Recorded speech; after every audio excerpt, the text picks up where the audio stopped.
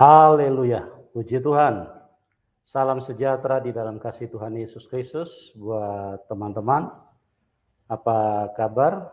Kami hadir kembali di dalam program kesaksian bagaimana Tuhan Yesus yang baik, Tuhan Yesus yang mengasihi semua manusia, Tuhan Yesus yang telah menyatakan dirinya kepada banyak manusia, supaya manusia yang hidup di dalam kegelapan bisa berpindah tempat kepada terangnya yang ajaib, dari yang hidup di dalam kematian dipindahkan kepada kehidupan yang sesungguhnya, kehidupan yang penuh bahagia di dalam kerajaan Tuhan. Dan puji Tuhan, saya juga bersuka cita karena pada hari ini Tuhan memberi kesempatan kami untuk on the spot, langsung di tempat narasumber. Dan pada kesempatan ini kami bertemu dengan narasumber yang spesial, yaitu Bapak Muhammad Yasin, di mana beliau dulu adalah seorang yang berlatar belakang iman yang berbeda, iman antikris, atau iman yang tidak menyukai yang namanya Tuhan Yesus, iman yang tidak menyukai ayat-ayat firman Tuhan, Injil, yang adalah satu kekuatan yang bisa menyelamatkan. Nah, bagaimana kisah perjalanan hidupnya? Pada kesempatan ini saya akan bincang-bincang dengan beliau. Dan satu lagi saya mau sampaikan kepada Bapak Ibu, beliau ini bukan saja tidak suka kepada yang namanya Tuhan Yesus, tapi beliau pernah bakar gereja. Nah, ini orang luar biasa, ya. Dan terbukti bahwa Tuhan Yesus itu Tuhan yang maha baik, Tuhan yang benar. Kenapa? Karena Tuhan Yesus tidak marah-marah, ya. Tuhan Yesus tidak datang kepada narasumber kemudian tampar dia kurang ajar, kau bakar gereja, ya. Nah, itu Tuhan Yesus tidak seperti itu.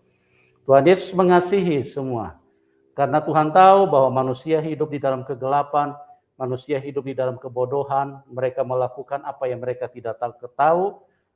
Itu sebabnya di kayu salib Tuhan bilang, Tuhan berdoa ampuni mereka karena mereka tidak tahu apa yang mereka perbuat. Oke, kita akan sapa beliau, narasumber kita, Pak Muhammad Yasin. Selamat malam, Pak. Ya, shalom, selamat malam Pak Yusuf. Shalom, apa Shalom. kabar, Pak? Tuhan Yesus memberkati. Haleluya. Haleluya. Haleluya. Ya, saya melihat sukacita sekali. Beliau orangnya diberkati Tuhan dan beliau begitu semangat di dalam memberitakan Injil. Ada banyak orang yang dari seberang yang dimenangkan, dibawa kepada Tuhan Yesus. Mereka yang hidup di dalam kegelapan telah dipindahkan kepada terangnya yang ajaib. Nah, Pak Yosua, terima kasih Bapak sama-sama bisa bergabung bersama dengan kami. Dan pada kesempatan ini kesaksian Bapak sangat akan memberkati banyak orang, yang akan membuat orang-orang yang hidup yang tidak mengenal Tuhan Yesus bisa tercerahkan lewat apa yang Bapak kita bincang-bincangkan pada saat ini. Nah, mungkin diawali dulu, bagaimana ceritanya itu Pak? Bapak bisa dulu sampai bakar gereja, kemudian sekarang menjadi pemberita Injil. Injil membakar jiwa ya. Ya, gimana tuh ceritanya Baik, Pak? itu awalnya waktu saya dulu memang dari kecil ya. Dari kecil tuh saya dari usia 6 tahun. Itu memang saya sudah dididik tentang agama Islam. Ya. Baik dalam segi sholat 5 waktu yang jumlahnya 17 rakaat. Baik dari segi sholat sunat. Sebab sholat yang wajib itu kan hukumnya wajib. Arti daripada wajib dikerjakan dapat pahala, tidak dikerjakan berdosa, itu wajib. Dapat hukuman menurut Al-Quran. Tapi kalau yang sunnah itu dikerjakan dapat pahala, tidak dikerjakan juga tidak masalah. Seperti sholat sunat lainnya. Nah, itu sejak kecil memang sudah ditanamkan tentang sholat. As-sholatu imaduddin. Sholat itu tiang agama. Siapa orang yang mendirikan sholat berarti telah menegakkan agamanya. Apalagi sebagai agama Islam. Ya, inna dinna indallahi Islam. Sesungguhnya agama yang paling sempurna di sisi Allah yaitu agama Islam. Nah, dari ayat inilah saya berawal kebencian dengan orang Kristen. Dari usia 6 tahun masuk madrasah ibtidaiyah, lanjut lagi sanawiyah, lanjut lagi aliyah. Nah, ketika saya mondok di pesantren Al-Fiqoriyah, di situ saya belajar mengaji. Nah, sebentar Pak, itu muncul kebencian itu apa berdasarkan doktrin yang diajarkan oleh ustadz-ustadz yang mendidik Bapak, atau memang itu muncul di dalam hati secara sendirinya? Itu doktrin dari guru saya sendiri. As-sholah inna dina indallahi Islam. Agama yang paling sempurna di sisi Allah ya agama Islam. Nah, jadi yang dikatakan jihad fisabilillah diajarkan oleh guru ngaji saya supaya saya memerangi orang-orang kafir. Gitu. Jadi pada saat itu tahun 1999 saya berusaha mencari pendeta. Ya pertama ya pendeta yang di kampung halaman saya. Saya berusaha ingin mengislamkan mereka dengan dalil Al-Quran. Bahwa agama yang paling sempurna yaitu agama Islam. Di luar Islam itu nggak ada yang sempurna. Nah itu termasuk Depok Citayam, bahkan pendeta Buyung Ismail, ya pernah kesaksian di YouTube. Nah itu pendeta yang ingin saya islamkan dulu. Oh itu Bapak mau islamkan juga dia? Nah sekarang ketemu sama-sama jadi hamba Tuhan. Iya Pak Buyung Ismail ingin saya islamkan dulu, cuman dia nggak mempan. Nggak mempan. Bapak stres nggak? Ya sempat stres juga tuh saya ingin mengislamkan Pak Buyung Ismail itu kan dia kan ibadahnya di Depok, Depok lama, gerejanya kan masuk gang. Itu saya pura-pura ibadah. Nah di samping ibadah saya punya amalan supaya ini pendeta tunduk. Tapi kok nggak tunduk-tunduk gitu loh. Nah itu saya dulu. Itu ingin ngislamin pendeta. Ada beberapa pendeta yang ingin saya islamkan. Nah itu peristiwa awal mula pembakaran gereja. Terus kejadiannya bagaimana tuh Pak? Kejadian gini, kenapa saya bisa bakar gereja kan? Saya kan visi saya satu, ya ingin menjadikan kampung saya itu orang-orang Islam semua. Tidak ada boleh orang Kristen. Nah visi saya kan mengislamkan pendeta, nggak berhasil kan? Saya punya ide, bagaimana kalau seandainya rumah ibadah orang Kristen itu saya bakar? Mungkin dengan ada pembakaran ini, orang Kristen akan sadar mau masuk Islam. Gitu. Ya 3 buah gereja, nggak tanggung-tanggung. Pada saat itu gereja GPIB, Kampung Lio Depok. Terus gereja Citayam, Pak Edi Tengkano. Bahkan gereja ini sering kali ngundang saya khotbah sekarang. Ya secara manusia kan, kayaknya saya berpikir, Tuhan kok aneh ya. Saya bakar gereja Pak Edi Tengkano, tapi Pak Edi Tengkano sering kali ngundang saya khotbah. Iya, ketika saya jadi hamba Tuhan. Dan ini yang ketiga di Bojonggede. Iya. Dalam 1 hari itu 3 gereja. 1 hari? Iya. Waduh, luar biasa. Karena saya kan punya anak murid ya kan. Kita kerahkanlah anak murid saya, yuk kalau kamu mau jihad di jalan Allah, ayo saya bilang. Gimana cara kita bakar gereja? Supaya ada orang Kristen itu masuk Islam. Pertama pendeta. Sebab kalau pendetanya masuk Islam, saya kan berpikir, ya kan kalau 1 orang masuk Islam, ya 1 orang kan 70 pahala, 70 bidadari. 70 bidadari? 72 apa 70? 70. Wah, 72 di bidadari. 1 orang saya Pak Yusuf masuk Islam, saya islamin. Dan saya dapat pahala. Nah kalau anak buahnya Pak Yusuf 1 gereja, berapa bidadari saya punya? Oh begitu ceritanya. Iya. Berapa bidadari saya layani coba? Bapak enggak merasa rugi nih sekarang, Bapak udah tinggalkan. Nggak merasa rugi, enggak Pak. Justru malah saya bangga meninggalkan Islam, ada keselamatan yang kekal. Oh gitu. Karena apa? Karena kalau saya pikir ya hadis ayat itu hanya angan-angan gitu loh. Masa kita bisa ngislamin orang Kristen, tahu-tahu dia masuk Islam, masa 72 bidadari? Nah kan kalau 1 gereja 100 orang berapa bidadari coba? Bisa. Bisa minum jamu terus. Ya kan? Karena nggak masuk akal gitu kan. Cara manusia tuh nggak masuk akal gitu loh Pak. Makanya saya bersyukur menerima Yesus sebagai Tuhan Juru Selamat saya pribadi saat ini. Gitu loh. Haleluya, luar biasa sekali. Jadi 3 gereja dibakar, luar biasa. Karena tujuan saya ingin mengislamkan pendeta. Kenapa saya bakar gereja? Saya berpikir, mungkin dengan adanya saya membakar gereja akan ada orang Kristen ataupun pendeta datanglah menyerahkan diri masuk Islam. Oh, gitu. Itu saya tunggu loh, 1 minggu, 2 minggu, kok nggak ada yang datang ya? Akhirnya saya survei gereja yang saya bakar. Setiap saya survei gereja yang saya bakar, anehnya mereka nyanyi-nyanyi. Saya berpikir orang Kristen edan kali ya. Kok gereja dibakar mereka malah sukacita, malah nyanyi-nyanyi. Ya ternyata mungkin di balik pujian itu mereka berdoa kan? Ya, Tuhan kau jamah hati orang yang membakar gereja. Dan inilah doa, hasil doa gitu loh. Ya, hasil doa orang percaya gitu. Luar biasa. Terus bagaimana ceritanya Bapak? Mereka tidak masuk Islam malah mereka nyanyi-nyanyi. Ya, makanya saya pikir waktu saya survei gereja saya bakar, kok orang Kristen kok gereja dibakar kok sukacita, nggak ada sedih, malah nyanyi-nyanyi. Saya pikir ini orang Kristen kok pikirannya kenapa sih? Saya pikir pikirannya seperti itu kan. Orang Kristen kok gereja dibakar nyanyi-nyanyi. Kalau di Islam kan masjid dibakar aja udah demo kan. Jangan kan dibakar kaca disambil satu aja di demo. Ini Kristen kok nyanyi-nyanyi, gereja dibakar malah sukacita, tepuk tangan. Orang Kristen apa edan kali saya pikir. Itu pemikiran saya gitu loh. Ya tapi memang luar biasa firman Tuhan berkata bukan kamu yang memilih aku, tetapi aku yang memilih kamu kan. Amin. Amin. Ya, jadi saya tuh dipilih Tuhan melalui proses mimpi. Gitu loh. Proses mimpi. Karena saya kan nggak mudah bagi saya untuk menjadi orang Kristen. Karena saya maaf kata, saya kan terlahir dari keluarga Muslim. Ya bahkan ayah ibu seorang kiai ustazah dan bahkan paman saya seorang ustadz. Yang seharusnya saya menjadi penerus generasi penerus.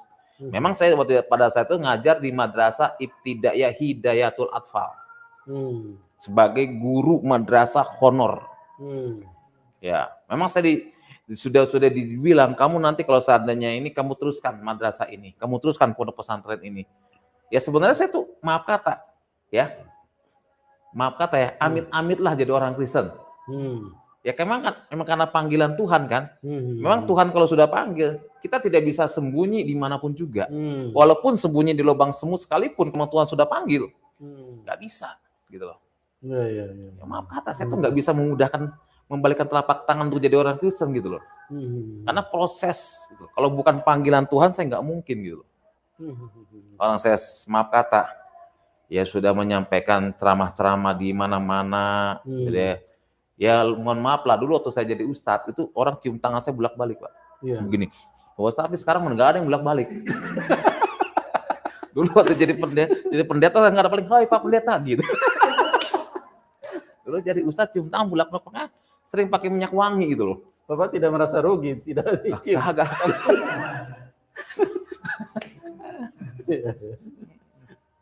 Ya itulah Pak. Jadi saya tuh melalui mimpi lah yang Tuhan berikan sama saya. Iya. Jadi ceritanya seperti apa itu Pak? Nah, saya gini Pak. Ini kan biasanya kan kalau sholat Isya kan waktu panjang. Isya kan 4 rakaat. Nah, memang dalam Al-Quran sendiri katakan siapa orang yang tepat sholat waktu itu pahalanya luar biasa. Memang Isya itu sholatnya panjang waktunya. Beda dengan sholat subuh ataupun maghrib, waktunya pendek. Maghrib kan pendek, subuh apalagi. Nah, kalau sholat subuh kan 2 rakaat ditambah doa kunut. Nah, akhirnya saya habis sholat Isya. Nah, pada saat itu kan sebenarnya kan saya persiapan ngajar. Ngajar ngaji ya kan, persiapan buat besok lah ngajar di madrasah. Nah, pada saat itu kondisi tubuh saya kan nggak enak badan. Saya bilang sama santri saya, Ustadz mau tidur jangan ganggu Ustadz ya. Baik Pak Ustadz. Nah, ketika saya tidur itu Tuhan kasih mimpi sama saya. Di dalam mimpi tersebut ada cahaya sinar yang menerangi tubuh saya, dan cahaya itu dengan suara yang sangat lembut. Dia berkata, akulah jalan, kebenaran, dan hidup. Tidak ada seorang pun yang datang kepada Bapa kalau tidak melalui aku.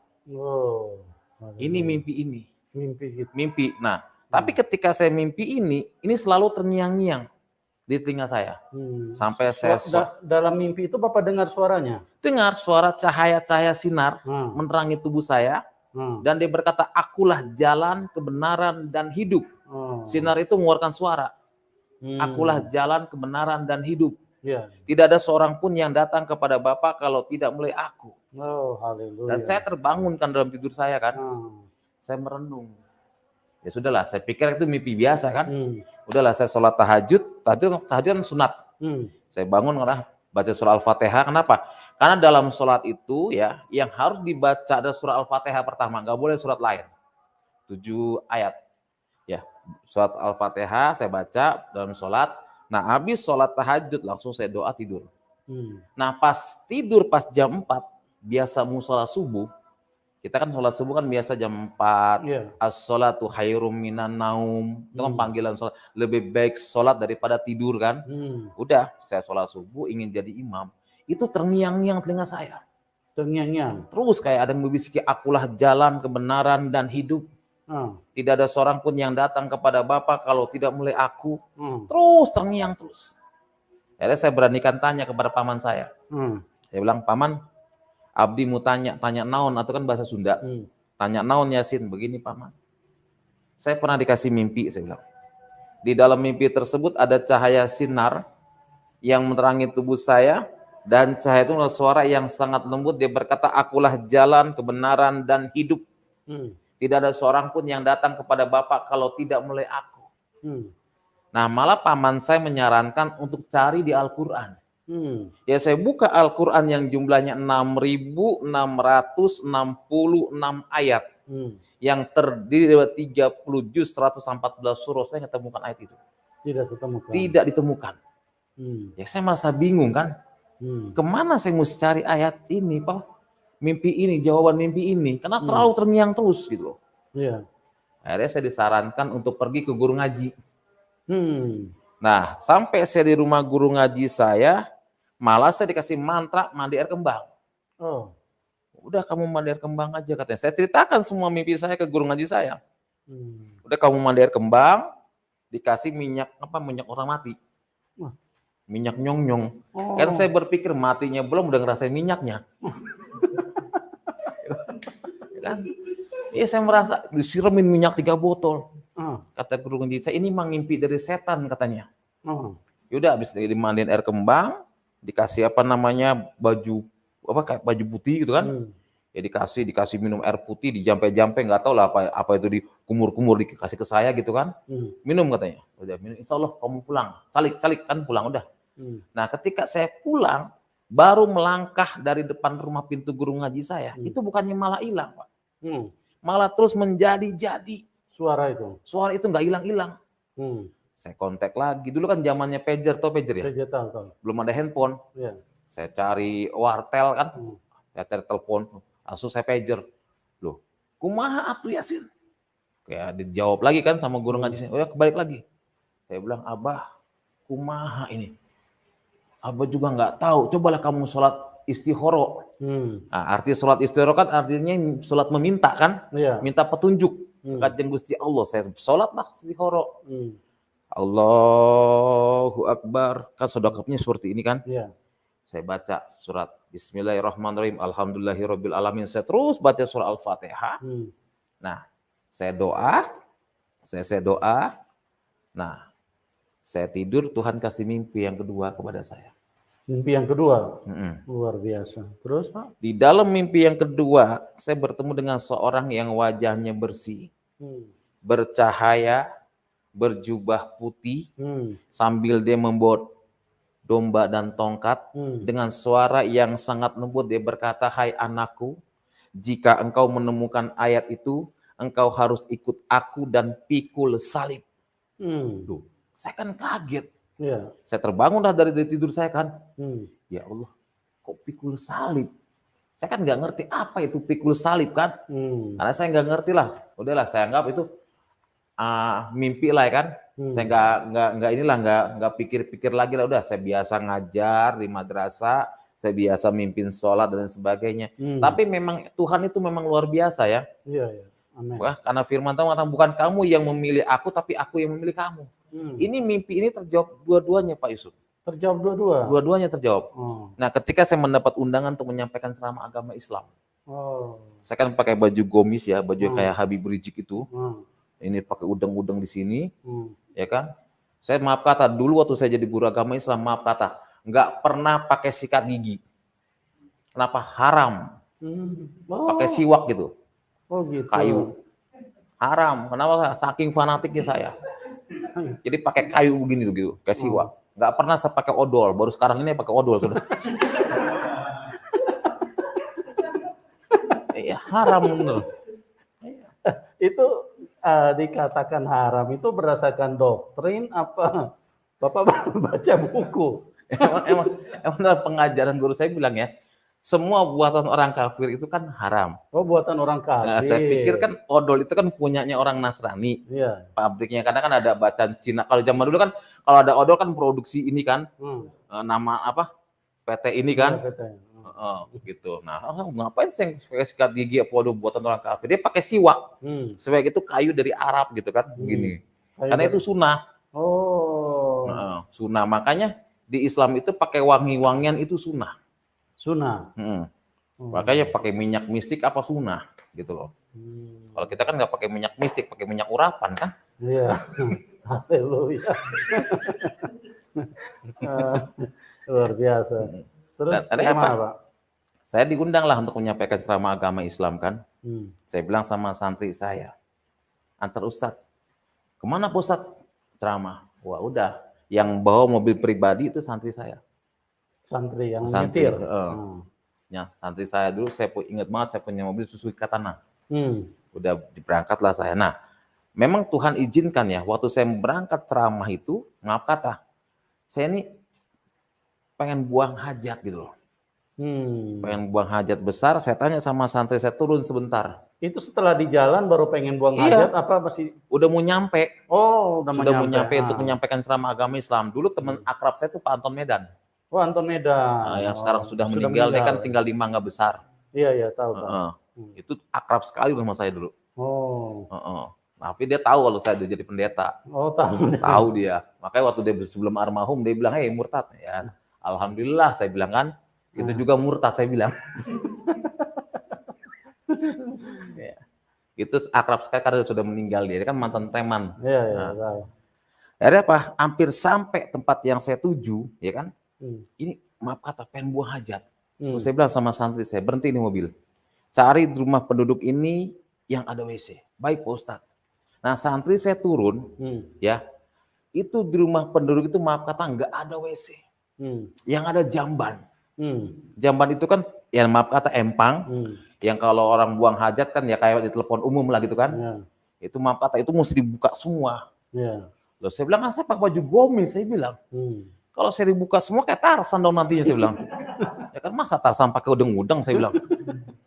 Dan akhirnya apa saudara? Akhirnya udah, saya turun sengaja kan. Itu anehnya, ada rumah mewah itu dilewatin sama santri saya. Saya sini, kadi ayah sini. Ayah naon tuh Ustaz, itu ada rumah nubager, saya bilang. Rumah nubager kan sih bagus. Masa kamu lewatin? Nah, akhirnya apa? Saya sampailah di depan rumah yang mewah itu, saya ngucapin kalimat Assalamualaikum, yang punya rumah nggak jawab. 3 kali saya ngucapin Assalamualaikum, dalam Islam itu kan nggak boleh.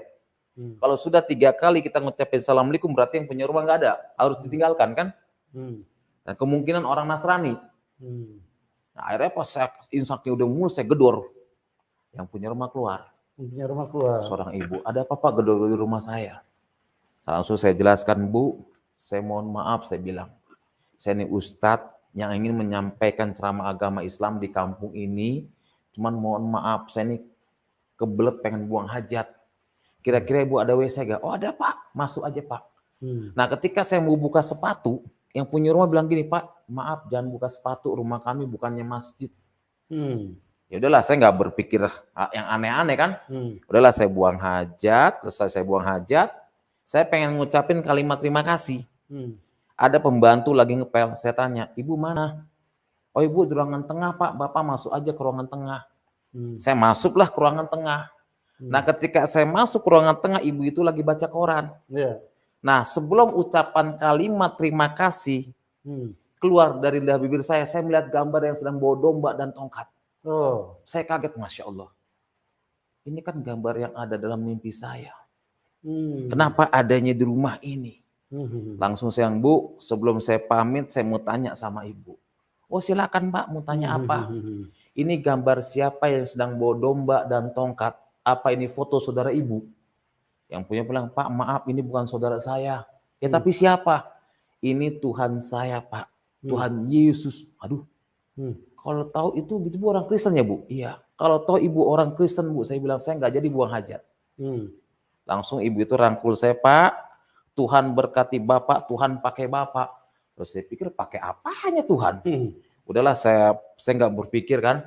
Saya pulang, saya kontak Pak Anton Medan. Dulu kan orang yang pakai handphone kan orang-orang tertentu. Iya. Dulu zamannya Motorola yang gede. Kalau nyambit anjing, benjol itu anjing. Ya kan? Itu Motorola yang gede itu, zaman dulu ya. Nokia Nokia pisang juga itu. Bisa pakai itu keren itu zaman dulu. Kalau sekarang kan semua tukang beca aja pakai handphone Android. Zaman dulu orang yang pakai handphone orang tertentu. Iya. Ya udah saya kontak Pak Tuan, saya nggak jadi ceramah. Saya bilang, loh kenapa Pak Ustaz? Saya nggak ceramah, saya mau pulang. Sepanjang perjalanan itu, ya, saya berpikir apa iya yang ada dalam mimpi saya itu Tuhannya orang Kristen. Amin, amin. Saya jadi orang Kristen, saya bilang. Masya Allah, saya nggak mau jadi orang Kristen. Langsung sampai rumah saya sholat, ya Allah, saya nggak mau jadi orang Kristen, saya bilang. Amin, amin, saya bilang. Saya nggak mau, saya bilang. Kristen itu masuk neraka, saya bilang. Saya nggak mau, ya Allah. Tapi apa yang terjadi ya, 1 bulan kemudian ya, habis sholat subuh ya, itu saya ada kerinduan ke gereja. Ada kerinduan pengen ke gereja. Saya juga bingung. Saya udah buka Al-Quran. Padahal saya habis mimpin sholat subuh dengan santri-santri saya, kok ada kerinduan menggebu-gebu. Akhirnya Pak, saya sembunyi ke gereja. Saya cari gereja. Pertama kali saya datang gereja yang saya bakar. Itu di Citayam. Saya duduk di belakang masih pakai sarung, pakai peci. Saya duduk di belakang. Nah ketika saya duduk di belakang, ada lagu yang pertama kali saya dengar apa? Roh Kudus hadir di sini, mengalir di bait suci. Itu lagu pertama kali saya kenal Tuhan. Nah abis lagu itu dinyanyikan, itu pendeta kan naik ke mimbar. Nah pendeta berkata, mari sama-sama kita buka Alkitab kita bangkit berdiri, baca bersama-sama. Apa yang dibaca? Akulah jalan, kebenaran, dan hidup. Oh haleluya. Tidak ada seorang pun yang datang kepada Bapa kalau tidak melalui aku. Amen. Nah, saya kan kaget, Masya Allah. Ini pendeta nggak salah baca Alkitab, saya bilang. Kan saya makin emosi kan. Selesai pendeta khotbah, dia menjelaskan tentang kebenaran dan keselamatan, dia undang. Saya mengundang saudara yang pertama kali hadir ke gereja, maju ke depan. Kurang ajar. Ya terpaksa saya maju, karena saya merasa diri saya pertama. Dan aneh lagi, didorong sama ibu-ibu. Ayo Pak, maju Pak, maju Pak. Ya saya maju lah, ketika saya maju, saya kan suruh berlutut kan. Lemah ini pendeta kurang ngajar, saya bilang. Ustaz suruh berlutut, ya saya berlutut kan. Nah ketika saya berlutut, itu pendeta ya berkata, mari kita berdoa buat anak Tuhan pertama kali ke gereja. Itu jemaat pada maju semua. Mendoakan. Nah ketika didoakan, pendeta menyanyi. Mengalirlah kuasa Roh Kudus, mengalirlah di tempat ini. Makanya saya kalau dengar lagu itu saya agak sedih. Karena itu lagu pertama saya kenal Tuhan. Nah ketika lagu itu dinyanyikan ya, saya teringat membakar gereja. Terbayang memori saya membakar gereja. Terbayang memori saya ingin mengislamkan pendeta. Saya lagu dinyanyikan, pendeta peluk saya. Dek, Tuhan berkati kamu, Tuhan pakai kamu. Berapa kalimat Tuhan pakai? Ibu yang di rumah tadi sama Pak pendeta, tiba-tiba ada omah-omah datang. Pak, Tuhan berkati Bapak, Tuhan pakai Bapak. Berapa kali? 3 orang ngucapin hal yang sama. Haleluya. Dan akhirnya apa? Udahlah. Saya pendeta salaman, saya kan mau kabur nggak bisa kan? Kan cuma 1 pintu kan? Waduh, saya bilang gimana nih? Udah. Pendeta akhirnya saya khotbah, pendeta salaman, dari mana? Saya bilang saya Ustadz Muhammad Yasin. Wah, dia kan kaget. Wah, ini orang yang bakar gereja gua katanya. Ya, saya sudah berpikir, udahlah saya datang ke polisi kali ini kan. Ya, tapi memang anak Tuhan tuh punya kasih ya. Sesuai dengan firman Tuhan, kejahatan tidak boleh dibahas dengan kejahatan kan? Amin. Dibahas dengan kebaikan. Amin. Pendeta itu salaman sama saya. Tuhan berkati kamu, tunggu sebentar katanya. Saya ada berkat buat kamu. Wah, saya pikir orang Kristen baik sekali ya. Baru datang ke gereja aja dikasih berkat. Haleluya. Ya kan? Ternyata betul, itu pendeta keluar kamar, dia bawa kantong plastik. Dek, saya punya celana panjang buat kamu. Jadi kalau kamu ke gereja jangan pakai sarung, katanya. Kurang ajar, saya pikir. Dipikir Ustadz nggak bisa beli celana panjang. Karena memang betul saya waktu jadi Ustadz pakai celana segini digantung. Segini, kayak kekurangan bahan. Dan saya punya jenggot, satu jenggot tuh satu jenggot satu malaikat. Oh. Sunnah itu jenggot itu. Oh gitu. Saya punya jenggot dulu sampai segini. Tapi sekarang puji Tuhan saya cukur. Kenapa? Saya nggak mau kalah dengan Tuhan Yesus. Sudah kasihan kalau saya jenggotan kan. Bisa kalah nanti Tuhan Yesus sama saya. Bapak tidak menyesal tidak ada malaikat karena jenggot sudah hilang? Saya percaya bahwa Yesus sudah menyelamatkan saya. Haleluya. Ya, sekarang puji Tuhan ya, saya tinggal di daerah Bawen ini, ya ini semua karena kemurahan Tuhan ya. Saya punya mertua juga Muslim, ya, keluarga kami juga Muslim, dan inilah pastori kami dan sebelah kami juga ada musola. Sebelah pastori juga ada musola. Ya, itu semua karena kemurahan Tuhan. Ya. Nah, bagaimana ceritanya? Lanjut dulu Pak. Itu Bapak lihat itu pendeta mendoakan, terus bagaimana Bapak respon selanjutnya sampai memutuskan untuk jadi? Awalnya saya nggak memutuskan, enggak. Cuman saya kan yang namanya guru agama Islam kan, pertama kali ke gereja, itu saya cuci kaki saya tanah 7 kali. Air 7 kali. Tanahnya bukan tanah sembarangan, tapi tanah yang ada di dalam. Dicuci. Nah, artinya taubatan nasuha. Berbicara tentang taubatan nasuha, artinya taubat yang tidak akan pernah dilakukan lagi. Ya tapi memang seperti itu ya. Ada lagi kerinduan minggu besok kita datang lagi ke gereja saya. Padahal sudah cuci kaki 7 kali. Sudah. Saya bilang kok apa-apaan ini ya. Awalnya saya menolak kan. Yaudah tapi saya tetap di minggu keempat saya datang ke gereja. Sampai 4 kali berturut-turut. Ada pepatah mengatakan walaupun bangkai disembunyikan di mana pasti baunya akan kecium juga. Amin. Saya ketahuan ke gereja. Ketahuan ya. Terjadilah persidangan. Siapa yang pertama tahu Bapak ikut ke gereja? Santri. Oh santri. Santri saya tahu bahwa saya itu ke gereja. Saya kan kalau ke gereja maaf kata, dari rumah pakai sarung, itu saya kasih di celana yang dikasih pendeta saya pakai. Dulu pohon pisang, pohon singkong kan tinggi-tinggi zaman dulu kan, itu saya ganti di pohon singkong. Gitu, saya taruh lagi. Nah santri saya tahu, gitu loh, saya ke gereja. Nah, ketika saya masuk ke pohon singkong, kok sarung saya nggak ada gitu loh. Saya pengen ngambil, gitu loh. Saya kan bingung kan. Saya pengen ngambil sarung saya gitu kan. Setahu saya ada di sini, saya punya sarung kan biasanya taruh di situ kan. Habis dari gereja saya pakai sarung lagi gitu kan. Terus saya pengen ngambil sarung saya bilang. Nggak tahu santri saya yang ngambil. Dia ngadu kepada paman saya, dia ngadu kepada seluruh keluarga saya. Saya disidang. Pada saat itu saya disuruh ngucapin 2 kalimat syahadat. Dia bilang kamu sudah kafir katanya. Kamu sudah melangkah masuk ke tempat ibadahnya orang kafir dan kamu sudah ikut ibadah. Sekarang ucapkan 2 kalimat syahadat. Tapi nggak bisa. Disuruh ngucapin 2 kalimat ini rasanya berat. Nggak bisa. Asyhadu berhenti lagi. Berhenti lagi. Dan yang terakhir itu kata Yesus yang keluar. Nggak bisa keluar apa? Nggak bisa gitu loh. Nggak bisa keluar. Nggak bisa. Aneh saya juga. Yang keluar hanya kata Yesus. Nah, kena tampar. Apa kamu bilang? Yesus. Tampar lagi. Dan mati saya salah apa saya bilang? Nyebut nama Yesus kena tampar. Nyebut nama Yesus kena tampar. Jadi saya ngucapin 2 kalimat nggak bisa. Yang saya keluar hanya Yesus kelepak gitu loh. Mati kok kenapa? Udahlah. Saya bilang udah. Sekarang kamu masuk kamar mandi. Saya dimasukin kamar mandi dikunci. Itu kamar mandinya maaf kata jauh daripada tempat pondok. Itu kamar mandi di atasnya pemakaman. Itu saya dimatiin lampunya, dikunci. Waduh, nggak ada istilahnya. Tengah malam saya lapar pada saat itu ya waktu saya dikuncikan di kamar mandi lapar saya tengah malam. Saya cuma bilang gini, Tuhannya orang Kristen, kalau memang kau benar-benar Tuhan saya bilang, bukakan kamar mandi ini. Tapi itu gembok terbuka sendiri.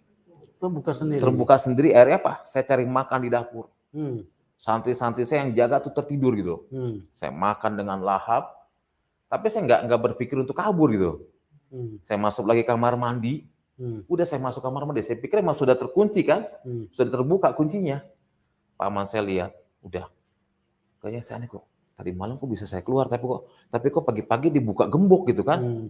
Itu saya cuma bilang Tuhannya orang Kristen, kalau engkau benar-benar Tuhan, buktikan. Saya bilang. Akhirnya terjadilah saya di situ penyiksaan, ya, disiksa, ya, seperti ini, diikat seperti ini, karena nggak bisa ngucapin kalimat 2 kalimat saja yang kedua kalinya, dan ini bekas siksaannya.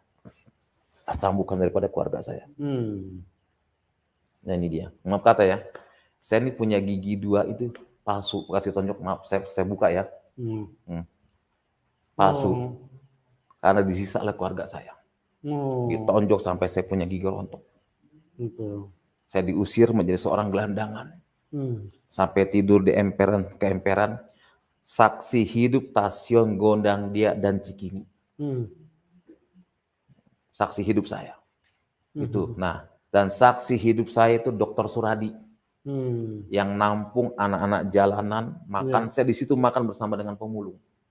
Pada saat itu, padahal ya seorang ustadz, itulah pikul salib. Ya, siap menderita. Tapi firman Tuhan mengatakan, cari dulu kerajaan Allah dan kebenarannya. Maka semua itu akan ditambahkan dan disempurnakan bagimu. Nah, pada saat itu banyak gereja yang nolak saya. Karena kan dulu pembakaran gereja kan. Nolak, nggak ada yang mau terima saya. Tuhan, saya bilang, saya mencari wajah Tuhan. Tapi puji Tuhan ya, Tuhan pertemukan saya ya dengan seorang ibu. Ya sekarang beliau sudah meninggal, ya almarhum daripada kakak pendeta Cesar Rombot. Yang di Romangun, ya beliau yang mendidik saya, menyekolahkan saya sampai sekolah jadi hamba Tuhan, ya. Dan puji Tuhan sampai saat ini, ya. Haleluya. Itu semua karena kemurahan Tuhan. Ya, jadi saya menghimbau jangan tinggalkan Yesus lah.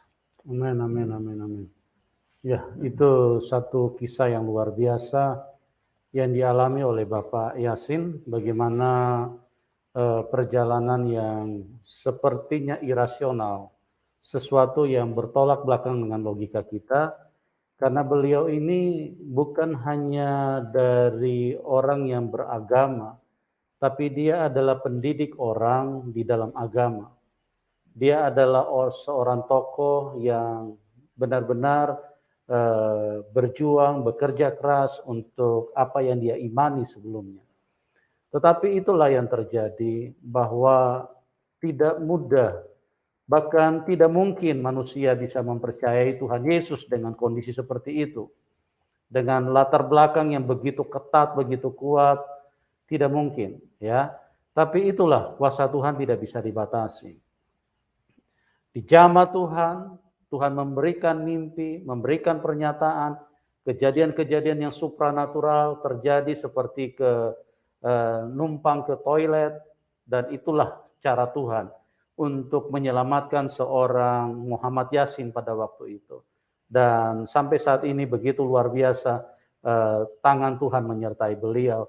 Dan sekalipun beliau mengalami aniaya, ya, mengalami tekanan, tetap beliau tidak akan meninggalkan Tuhan. Nah, Pak Yasin, Bapak bisa cerita kepada kami, selama Bapak sudah mengambil keputusan, apalagi Bapak sudah sekolah hamba Tuhan, sekolah pelayanan, kira-kira tantangan apa yang terjadi di dalam hidup Bapak? Bapak bisa ceritakan mungkin dari kaum yang seiman dengan Bapak dulu, seperti apa itu Pak? Awalnya begini Pak Yusuf, ya dulu memang pertama kali saya jadi hamba Tuhan banyak tantangan. Iya. Apalagi waktu saya pertama kali masuk YouTube, itu ada seorang yang telepon saya. Iya. Memang kalau saya kan di YouTube saya taruh nomor WA, ya kan. Telepon saya pikir anak Tuhan.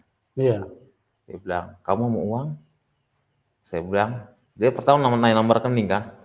Biasanya kalau ada nanya nomor rekening kan langsung saya kasih kan, ini enggak gitu loh. Mana nomor rekening kamu? Saya bilang, maaf, saya bilang, Anda siapa? Hari ini saya transfer kamu 100 juta asalkan kau tinggalkan Yesus. Saya bilang, maaf, saya bilang. Saya lebih baik hidup susah dibanding saya hidup kaya tapi tidak ada keselamatan.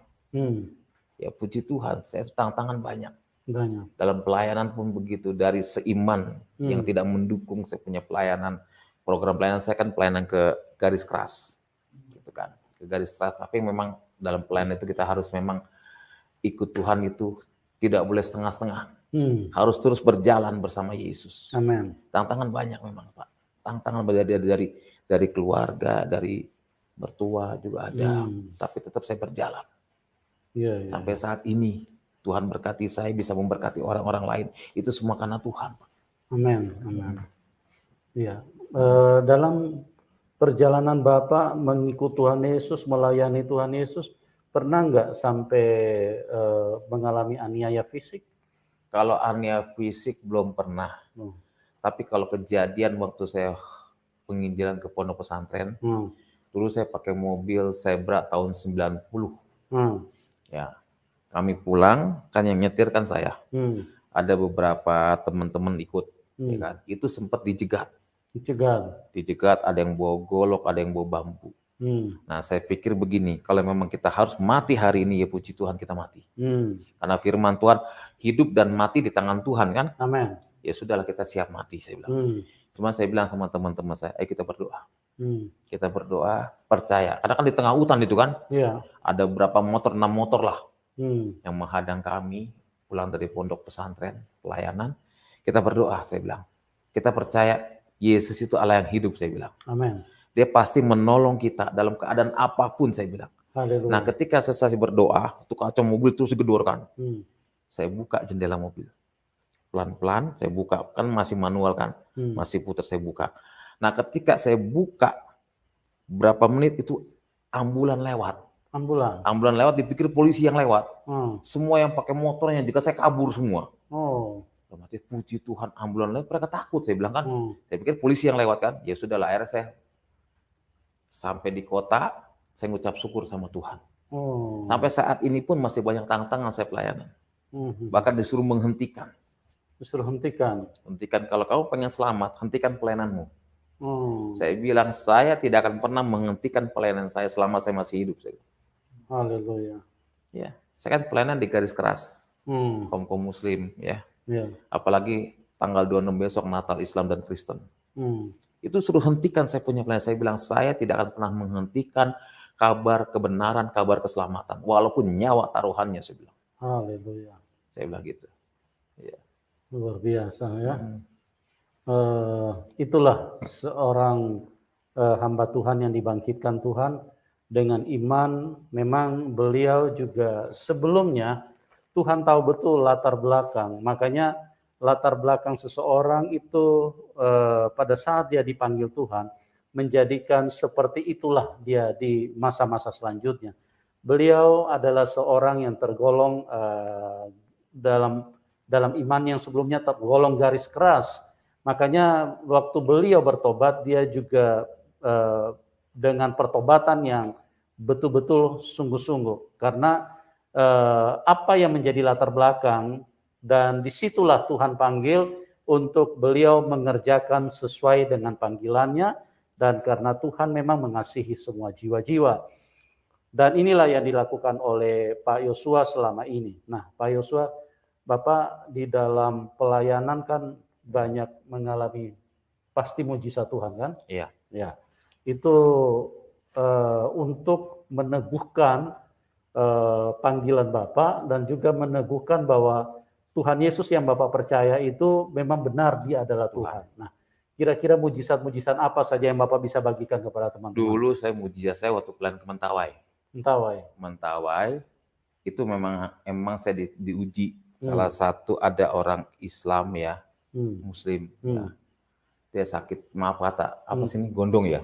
Gondong ya, orang dulu suka pakai belau kan? Atau getah bening. Gondong lah kan, suka sakit. Pak, ditantang selagi KKR kan. Itu di kampung Nem Leo, ya, kampung Tua Bejat juga. Saya pelayanan ke Pulau Mentawai, ditantang. Kalau memang Tuhan Yesus benar-benar Tuhan, bisa gak Bapak sembuhkan saya punya anak sakit gondong? Waduh, saya cuma bilang begini, Tuhan, jangan kau permalukan hamba-Mu. Saya sambil nangis, Tuhan, jangan kau permalukan hamba-Mu, saya bilang. Hamba ditantang seperti ini, Tuhan. Terus saya bilang, anaknya maju ke depan, saya bilang, suruh ke sini. Nah, saya deg-degan juga, kalau ini nggak sembuh, waduh, repot juga kan? Udahlah, saya bilang gini, dalam nama Yesus, saya pegang lehernya kan. Dalam nama Tuhan Yesus, engkau dokter di atas segala dokter, engkau tabib segala tabib, dalam nama Yesus malam ini terjadi mujizat kesembuhan dalam nama Yesus. Saya sambil berdoa juga deg-degan kan, kalau nggak sembuh gimana nih, saya bilang. Ya udah, saya dekat dalam nama Tuhan Yesus, udah. Saya bilang, wah, bilang Bu, Duduk ke tempat, kembali ke semula, saya bilang. Tapi ketika anak itu belum selesai duduk, ini udah sembuh. Udah sembuh. Wah, saya bilang, Tuhan terima kasih Tuhan. Jadi KKR malam pertama ditambah lagi 3 malam jadinya. Luar biasa. Itu pertama kali saya mengalami mujizat Tuhan buat pelayanan di Mentawai itu. Mentawai ya. Yang kalau KKR pakai diesel. Jadi itulah orang Muslim itu. Anaknya sembuh sakit gondong. Wah, aku sembuh katanya udah. Nah, disitulah dia mulai percaya Yesus. Haleluya. Oh, saya bilang, Bu, percaya Tuhan Yesus, Bu? Iya, Pak, saya percaya. Katanya, Isa yang nyembuhin, katanya. Ya sudahlah, kalau mau percaya Yesus, saya bilang, ambil keputusan baptis, saya bilang. Haleluya. Karena dalam Al-Quran kan sibgoh. Ambil keputusan baptis, saya bilang. Iya. Ada kami baptis di laut. Baptis satu keluarga, ya udah puji Tuhan. Itu awal mujizat saya, Pak. Awal mujizat. Besok malamnya banyak lagi yang dari seberang datang. Banyak sekali itu. Haleluya. Itu. Nah, sampai sekarang dari situlah saya berani maju ke pondok pesantren pelayanan. Oh, luar biasa. Karena saya pernah nyembuhin seorang ustadz yang sudah meninggal dunia. Saya nggak sebutkan namanya. Iya. Dia sakit kaki yang gede itu? Kaki gajah. Kaki gajah. Saya cuma bilang gini, saya kan pelayanan di salah satu gereja. Pak, mau gak doain orang Muslim? Saya bilang, ya siap, saya bilang gitu kan. Karena saya punya Tuhan Allah yang hidup, Allah yang berkarya, saya bilang gitu kan. Siapa? Ustadz, Pak. Oke. Kalau memang dia mau didoakan sama pendeta, saya bilang, bukan saya yang menyembuhkan, tapi Yesus yang menyembuhkan. Amin. Karena saya sebagai manusia biasa, saya nggak punya apa-apa, saya bilang, yaudah kita datang yuk. Itu udah kakinya udah segini, Pak. Saya bilang, Pak, saya bilang, percaya Yesus, dia sempat ini kan, kalau memang Yesus bisa menyembuhkan, nih kaki saya sembuhin. Saya bilang, saya nggak bisa menyembuhkan, saya bilang, Pak. Tapi Tuhan Yesus yang menyembuhkan, Bapak. Amin. Ya, saya doain sambil saya tepuk-tepuk kan. Memang kalau sakit kaki gajah kan nggak terasa ditepuk juga kan. Dalam nama Yesus udah saya pulang. Besok malamnya saya didatengin sama keluarga. Jangan-jangan ada apa nih kan? Tengah malam jam 12 malam. Diketok ke rumah jemaat. Saya kan hidup tempat jemaat ya. Pak, bahasa Jawanya matur nuwun kan ya. Terima kasih katanya. Kenapa Pak Ustadz sembuh? Dia ngeluarin maaf kata apa? Nanah banyak saya sembuh katanya. Oh, berarti terima kasih Tuhan di situ.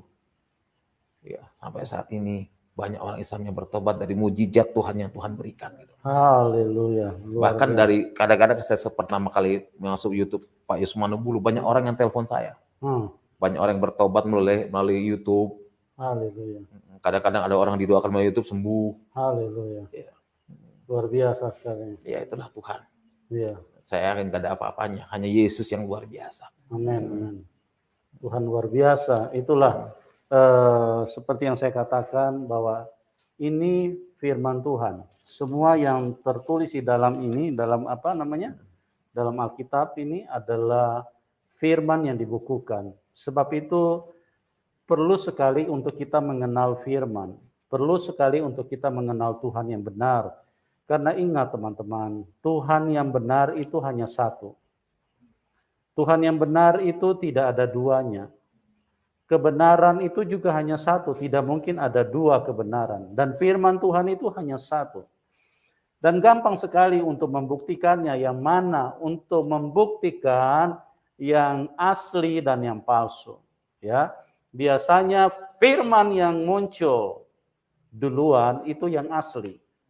Ya, kalau yang belakangan, itu biasanya palsu. Kita lihat dari uang saja. Kenapa ada uang palsu? Karena ada uang yang asli. Dan yang asli itu pasti muncul pertama. Oleh sebab itu, dan untuk mengenalinya lebih simpel lagi. Mengenalinya dari pengajaran yang diberikan oleh Tuhan Yesus, itu sangat mudah. Kita tidak usah bicara kuasanya. Kita tidak usah bicara kasihnya. Kita dari firman-Nya, sangat simpel. Tuhan Yesus berkata, berdoalah buat musuh-musuhmu. Mintalah berkat buat mereka. Tidak ada manusia yang sanggup berbicara seperti ini.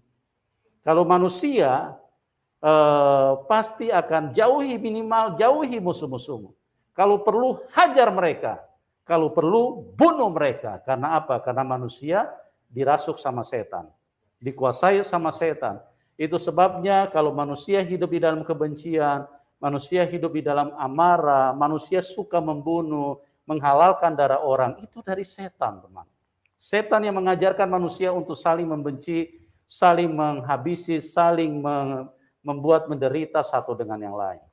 Tapi Tuhan Yesus, dia mengajarkan, amin, kasihi musuhmu, berdoalah buat mereka. Amin. Jika kamu ditampar pipi kanan, berikan juga pipi kirimu.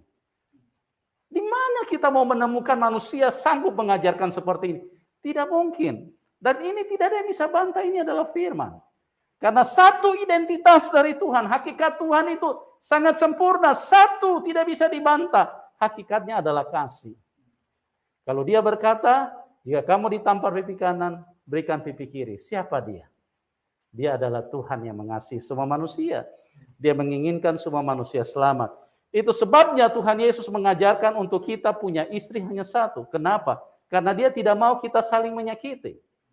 Kalau punya istri dua, bisa ribut. Bisa tarik, bisa jambak-jambakan rambut, bisa saling iri hati, saling maki-maki, bisa berantem. Itulah Tuhan yang benar. Dia tahu kapasitas manusia. Tidak mungkin manusia bisa punya pasangan lebih dari satu. Dari Taman Eden, pelajari sejarah bahwa Tuhan menciptakan pasangan satu orang suami, satu orang istri. Ya, tidak pernah Tuhan menciptakan satu Adam dan dua perempuan. Apalagi 3, 4, apalagi sampai 13. Tidak pernah. Itu hanya hawa nafsu yang dikendalikan oleh setan yang ditaruh di dalam manusia sehingga manusia kedagingan, ya, ingin sekali untuk memuaskan hawa nafsunya. Jadi dari pengajarannya tidak bisa dibantah kalau dia adalah Tuhan.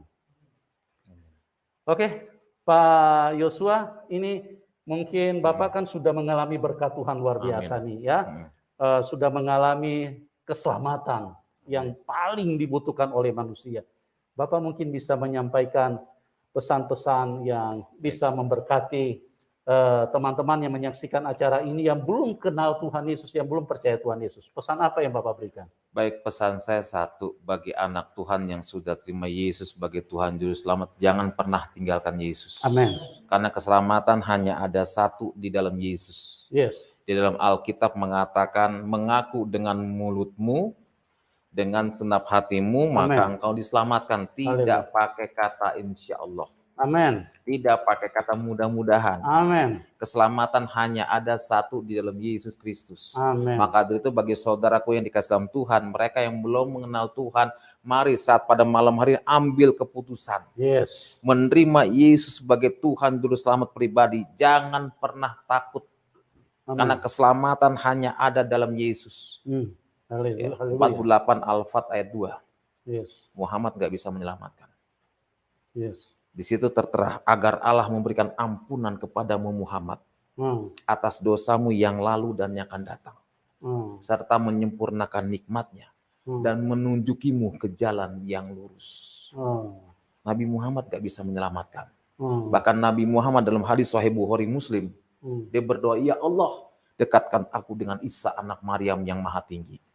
Karena jiwaku ada di tangannya dan keselamatanku ada padanya. Haleluya. Jadi keselamatan hanya ada dalam Yesus Kristus.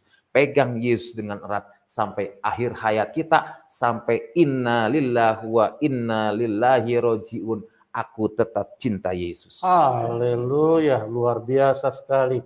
Ya, teman-teman, kita sangat diberkati. Saya sebagai hamba Tuhan juga sangat diberkati dengan apa yang dibagikan oleh Bapak Muhammad Yasin pada kesempatan ini. Dan beliau saat ini adalah seorang hamba Tuhan yang ada di garis depan yang memberitakan Injil khususnya kepada orang-orang seberang supaya mereka mengenal Tuhan dan mereka bisa diselamatkan. Teman-teman yang diberkati, silakan dukung Pak Yasin dan nomor rekeningnya kami taruh di layar deskripsi. Ya, silakan didukung supaya beliau bisa melayani dengan sungguh-sungguh dan tetap sesuai dengan kehendak Tuhan, bisa eksis, bisa membawa jiwa bagi kemuliaan nama Tuhan. Dan saat ini Pak Muhammad Yasin setelah percaya Tuhan Yesus diberi nama Yosua, ya. Jadi Bapak Yosua Muhammad Yasin. Silakan dukung, nomor rekeningnya kami taruh di layar deskripsi. Oke, terima kasih buat Pak Yosua. Sama-sama, Tuhan berkati. Atas kesaksian yang luar biasa. Amin. Tuhan, doa kami buat Bapak, Tuhan pakai Amin. Terus luar biasa ya. Oke, buat teman-teman juga doa kami buat Anda semua supaya Anda selalu ada di dalam kemurahan Tuhan dan kiranya kasih karunia Tuhan menyentuh hidupmu dan memberkati hidup kita semua. Dan kita akan berjumpa di program selanjutnya dan salam kemenangan buat kita semua. Amin.